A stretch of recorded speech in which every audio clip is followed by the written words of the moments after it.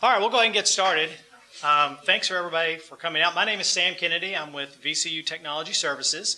This is our first of a series for the academic year of LearnIT Lunch. And they're not meant to be training sessions. They're more meant to be kind of, like it says, learning. There's just something new that you have the opportunity to learn about. Today we're going to be talking about mobile apps.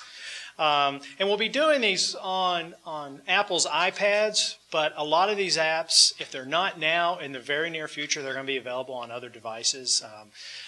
Certain ones are already available on like BlackBerry or mobile Windows devices, but Android's coming for a lot of services, so that's something to look forward to. Windows Phone 7 is supposed to be released. Depends on who you listen to in the media. It's either next month or the month after, but before Christmas, the Windows 7 devices. So it'll take, I'm sure, vendors a while to get caught up with Windows Mobile. You know, they changed the name so much. At first it was like Windows 7 Mobile Series something, and now it's down to Win Mobile 7 or something. So, but it does look like a nice device, and that'll be out. Android is out in many, many different flavors on many different devices. Of course, then there's Apple with their iPhones, iPads, iPod Touches, and I think that's it. It's not really touches, it's touch, isn't it? Well, anyway, so we're going to kind of let a few folks go through and show you some of the apps that are available here at VCU. And we're going to start first with Lotus Notes Traveler, which is an application that allows you to attach your Lotus Notes account to an Apple device. Also, it's available for Windows 6.5, right? 6 and 7. 6. Windows Mobile. Okay, so it's already available on 7? Mm-hmm. Okay, well that's good. So I learned something new today. That's 7 and 6. Okay. So this is I love this. This is a great way to get at Lotus Notes. I use it on my iPad all the time. The nice thing is I can use the applications that are on the iPad, their mail, their calendar, their contacts, and so it kind of just brings everything together for my non-VCU accounts with my VCU account. So I really like it. So we're going to have Pam McGee from Email Services up first, and she's going to talk to us a little bit about the Lotus Notes Traveler application. So Pam, come on up. Thank you. Sam, I wanted to get to I won't go too far. I'll stay close. Hey, there you go. And then you want to get there, you go. We have, if you are not familiar with Traveler, we have a handout over on the end of the table. We have a keyword, go.vcu/mobile email, and that takes you to the Technology Services website that gives you the information on configuring Traveler for Apple devices, Windows mobile devices, and if you have a BlackBerry, if you have enterprise service on the BlackBerry, you can contact Dr. Notes and we can add you to the BlackBerry server, which then provides wireless synchronization to your mail, calendar, contacts. If you want to just configure email, you can do that using the device's IMAP client, and instructions are found on our website. Android devices, in the near future, Lotus plans to release Traveler for an Android. If you want to participate in an early release version, you can email Dr. Notes and we'll send you information about that.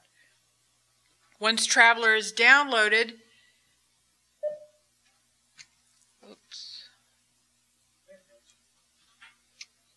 and the instructions, again, are on the Technology Services website. I've already downloaded and configured Traveler on the iPad.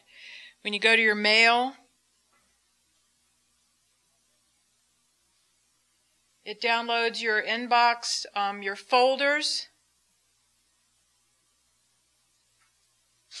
Come on. Tap that thing. I know it. Of course, I know the account has mail. You can get your calendar information. When you set up synchronization on the Notes client on your workstation, it also downloads your local contact information on the devices. It automatically searches the public directories when you compose an email and type in the user's name. If you have an IMAP account on your device, you need to remove that first before you install and configure Traveler. We also have instructions when you change your EID password, because the device uses that to authenticate. You have to put the device in airplane mode to reset your password. It does require that you do that. Let's see if we can get mail. And there we go. Come on. Now let's look at. Well, it does work. It does work. Test account, maybe not so much. But Right. The test account has to have mail in it, and that's what we configured on the device. Yeah. But just make sure you pick up the brochure. This gives you information on where to get the instructions. We also ask any issues with your device, or if you need help configuring, email Dr. Notes at dnotes@vcu.edu, and also you may contact the VCU Help It Center. They have just recently changed their name. Right. The first place I wanted to take you, if you haven't been to Technology Services' new website, I highly recommend that you check it out and check out the knowledge base. In the knowledge base, on the Blackboard side, we have set up quite a few things. And one of them is a link to Blackboard Learn. So it gives a short overview of what all you can do with the Blackboard Mobile Learn app. And down at the bottom here, you can download it for the Android, the BlackBerry, and the iPhone and the iPad. So you basically go to those individual stores, marketplace or store, and you look for Blackboard Mobile Learn. If you happen to have had the old one before June, you do need to delete it and start new, because it's a brand new app that Blackboard came out with in June, and it does work much better than the old one. So I am now going to go over here to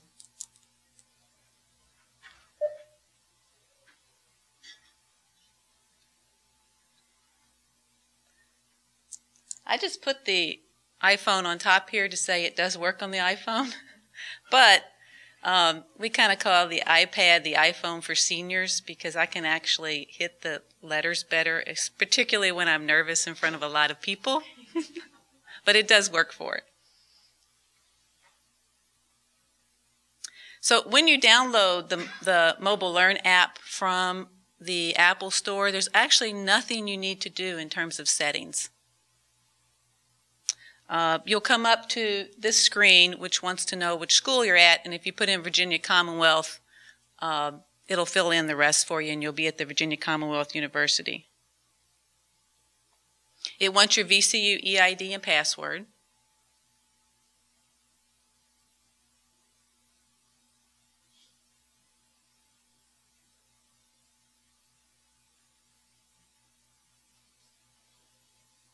I'm using a test one here, obviously, so I don't show you guys my password.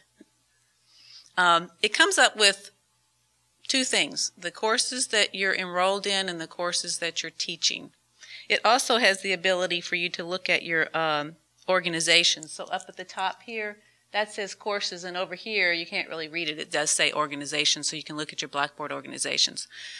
The one thing I will point out is that it is more directed toward looking things up, and there are some things you can add. You can add to discussion postings. The one thing you can't get to is the control panel. So if there's that kind of detail, changes you need to make to a course, you really do have to go back to the web. Or you can go to the Safari browser and log in just like you're on a browser. So if I look at this course that I'm enrolled in, there's everything you would see on the sidebar in terms of your tools and your buttons. So I can go to announcements, and I can read all my announcements. If you're on the iPhone, it is in the little iPhone format, so it's much smaller. And if I were in a course here that I'm teaching, I actually can add an announcement from this point. If I look at the syllabus,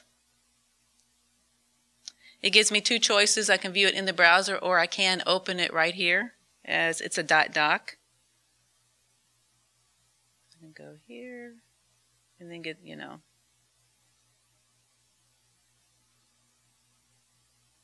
So this is the part where I'm like, this is really for the eyes that are now, need the glasses.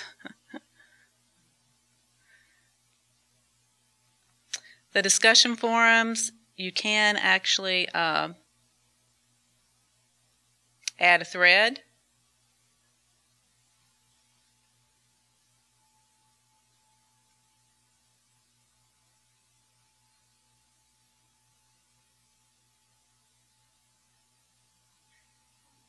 And post it. And it shows you that number one, actually, when you come into the discussion forum, it will have a little number there of ones that you have not read. Under the tools, the one thing I know the students really like, the number one use of Blackboard from students, my grades. So one of my staff actually started taking a class this semester. So if there's a problem with Mobile Learn, she knows immediately because she's looking her grades up. Yeah, she called one morning before she ever got to work and said, "Oh, there's a problem." It actually is pretty stable. The only problems we've had is ones that we caused ourselves recently. But yeah, they can look their grades up, and so obviously they can do this on their mobile device. It gets a lot of use for this. The other thing, you can look the roster up. That's nice. The send email, you will see when you go through the app that there are places that it's basically giving you the navigation, but once it gets to anything that's past the navigation, it goes into the browser. So if I want to send email to all instructor users in the course, then at that point, it actually went over to a browser view, and I can type it in here, my subject, and actually hit submit and submit an email from this point. But it looks more like the Blackboard course at that point. And let's see.